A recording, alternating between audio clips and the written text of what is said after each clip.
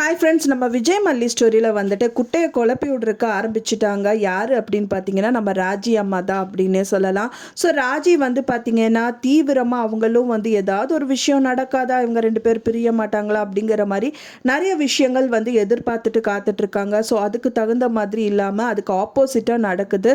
So அதுக்காகவே இவங்க ஒரு பிளான் பண்ணுறாங்க அப்படிங்கிற மாதிரி தான் தெரியுது. ப்ரோமோவில் காமிச்சது என்னன்னு பார்த்தீங்கன்னா நாகு வந்து பார்த்தீங்கன்னா அவங்க தங்கச்சி, அதாவது மல்லியோட தங்கச்சி கிட்ட வந்து சொல்லிட்டு இருக்காங்க மயில்கிட்ட. அதாவது வந்து இப்படியெல்லாம் நம்ம பார்த்தா ஆகவே ஆகாது, நம்மளே தான் சந்தர்ப்ப சூழ்நிலை எதிர்பார்த்து இப்போ வந்து விஜயும் மல்லியும் சேர்க்கணும் அப்படிங்கிற மாதிரி அவங்க சொல்கிறாங்க. ஸோ அதுக்காக தான் நான் இப்படி பண்ணேன் அப்படிங்கிற மாதிரி அவங்க வந்து ட்ரிப்பு போயிட்டு வந்த டீட்டெயில்ஸ் வந்து சொல்லிட்டு இருக்காங்க. ஸோ அது வந்து பார்த்திங்கன்னா மறைமுகமாக இந்த ராஜி கேட்டுறாங்க. ஸோ இப்படியெல்லாம் நடந்துட்டு இருக்கா, இரு நான் உனக்கு செக் பாயிண்ட் வைக்கிறேன் அப்படின்னு சொல்லிட்டு அவங்க தம்பிக்கு வந்து, அதாவது விஜய்க்கு கால் பண்ணுறாங்க. கால் பண்ணுறது மட்டும் இல்லாமல் வந்து பார்த்திங்கன்னா நாகு வந்து உன் பொண்ணை உங்ககிட்ட இருந்து பிரித்து அப்படிங்கிற மாதிரி ஒரு வார்த்தை எடுக்கிறாங்க. ஃபைனலாக என்ன சொல்ல போகிறாங்க அப்படின்னா வந்துட்டு உன் பொண்ணை வந்து டோட்டலாக பிரிக்கணும், மல்லியும் உன்னையும் சேர்க்கணுங்கிறது தான் நாகுவோட எண்ணமாக இருக்கும். ஸோ அதனால வந்து பார்த்தீங்கன்னா நீங்கள் ரெண்டு பேர் மட்டும்தான் சேரணும். நான் இப்போ வந்து வெண்பா குட்டியை வந்து உங்கள் ரெண்டு பேர்த்துக்கு நடுவில் வந்து இடைஞ்சலாக இருக்கா அப்படிங்கிற மாதிரி அவங்க பிரிக்க பார்க்குறாங்கன்னு ஏதாவது ஒரு விஷயங்கள் சொல்ல போவாங்க அப்படிங்கிற மாதிரி தான் தெரியுது. ஸோ விஜய் வந்து பார்த்தீங்கன்னா தீவிரமாக வந்துட்டு ஒரே ஒரு பதில் சிரிச்சுட்டே தான் எல்லாமே கேட்டுட்ருக்காரு. ஒரே ஒரு பதில் தான் சொல்வார், எனக்கு மல்லி பற்றியும் அவங்க ஃபேமிலி பற்றி எல்லாமே எனக்கு நல்லாவே தெரியும். வெண்பா குட்டி அவள் வந்து என்ன விடுவாளே தவிர அவள் வெண்பாவை கண்டிப்பாக விடமாட்டா.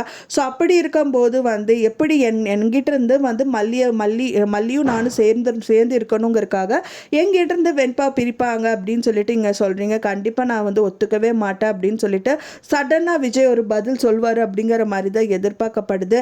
சரி, இது ஒரு பக்கம் போகுது அப்படின்னு பார்த்தானா இன்னொரு பக்கமாக வந்து பார்த்தீங்கன்னா வந்துட்டு இவங்க, அதாவது இந்த கதிரேஷனை வந்து நிஷா ஒரு கேள்வி கேட்குறாங்க. அதை கேட்டவனே இந்த கதிரேஷன் பகீர் அப்படிங்கிற மாதிரி அந்த ஒரு ரியாக்ஷன் இருந்தது அப்படின்னே சொல்லலாம். ஸோ அப்படி என்னதான் கேட்டிருக்காங்க அப்படின்னு பார்த்தீங்கன்னா, நான் இப்போ வந்து சுடரை கொலை பண்ணது நீங்கள் தானாப்பா அப்படிங்கிற மாதிரி ஒரு கேள்வி கேட்குறாங்க. கேட்டவனே அவங்களுக்கு பயங்கரமாக ஷாக் ஆகிடுச்சு.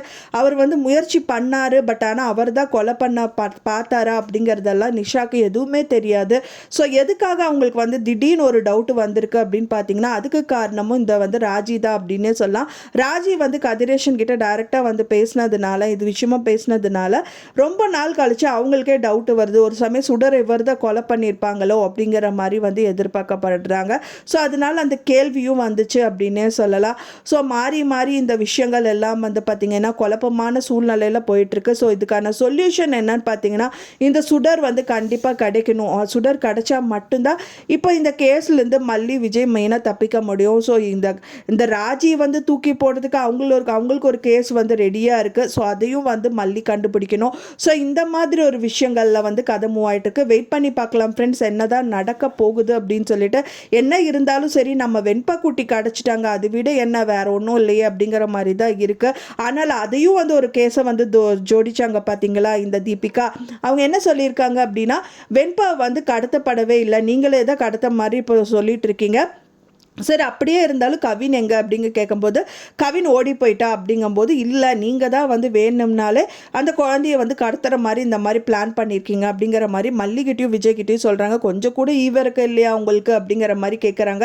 நாங்கள் எதுக்குங்க, எங்களோட குழந்தை சொந்த குழந்தைய, அது அவன் வந்து கொலைகாரனே சொல்லலாம், அவள் கூட சுடரை கொலை பண்ணியிருக்கலாம், அவங்ககிட்ட போய் நான் என் குழந்தைய கொடுப்பேனா, என்ன நீங்கள் பேசிகிட்டு இருக்கீங்க அப்படிங்கிற மாதிரி அவங்க மல்லி கேட்குறாங்க. ஸோ அதுக்கும் வந்துட்டு முன்னுக்கு பின் முரணாதான் வந்து இந்த தீபிகா பதில் சொல்றாங்க. ஸோ வெயிட் பண்ணி பார்க்கலாம் ஃப்ரெண்ட்ஸ் என்ன நடக்குது அப்படின்னு சொல்லிட்டு. நான் சொன்ன இந்த தகவல் உங்களுக்கு பிடிச்சிருந்தா மறக்காம லைக் பண்ணுங்க, ஷேர் பண்ணுங்க, கமெண்ட் பண்ணுங்க, சப்ஸ்கிரைப் பண்ணுங்க. மேலும் இன்னொரு மல்லி சீரியல் அப்டேட்டோட நெக்ஸ்ட் மீட் பண்றேன். தேங்க்ஸ் ஃபார் வாட்சிங் மை டியர் ஃப்ரெண்ட்ஸ். நெக்ஸ்ட் வீடியோல பார்க்கலாம்.